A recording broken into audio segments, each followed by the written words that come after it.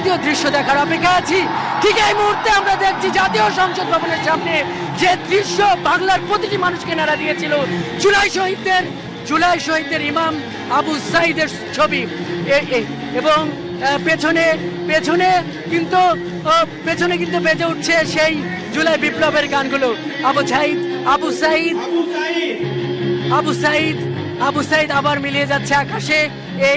এইখানকার উপস্থিত মানুষের আবেগ আপ্লুত।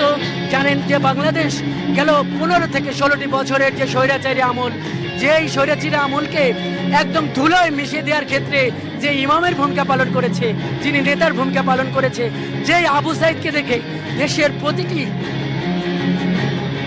প্রতিটি শিক্ষার্থী আর কেউ ঘরে থাকতে পারেনি।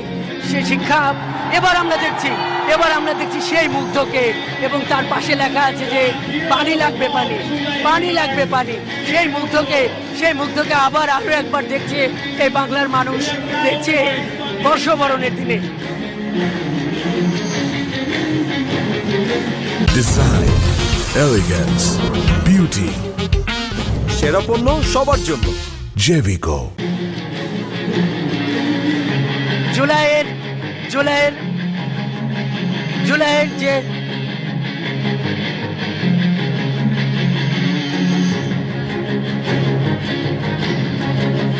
পেছনে জুলাইয়ের সুর পরিচালিত হচ্ছে, যে সুরগুলো, যে বিদ্রোহের কবি নজরুলের যে সুর প্রতিটি ছাত্র জনতার মনে আগুনের স্ফুলিঙ্গ তৈরি করেছিল, দ্রোহের আগুন জ্বলেছিল, সেই মিউজিক কিন্তু তৈরি হচ্ছে। আমরা এইমাত্র দেখলাম নারী জাগরণের প্রতীক।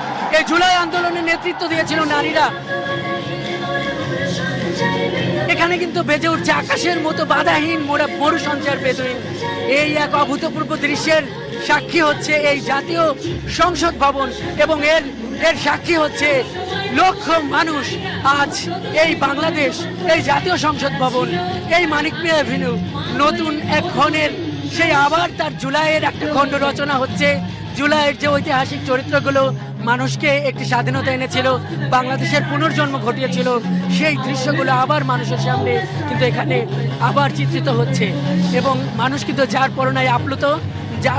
পরনায় মানুষ আবেগ আপ্লুত, এবং তারা এই আনন্দের দিনে তারা তাদের শহীদদের দেখে, যারা এই জুলাইকে সফল করার ক্ষেত্রে জীবন দান করেছে, যারা ভূমিকা রয়েছে, তাদের দেখে কিন্তু আবার আপ্লুত। এখন আমরা দেখতে পাচ্ছি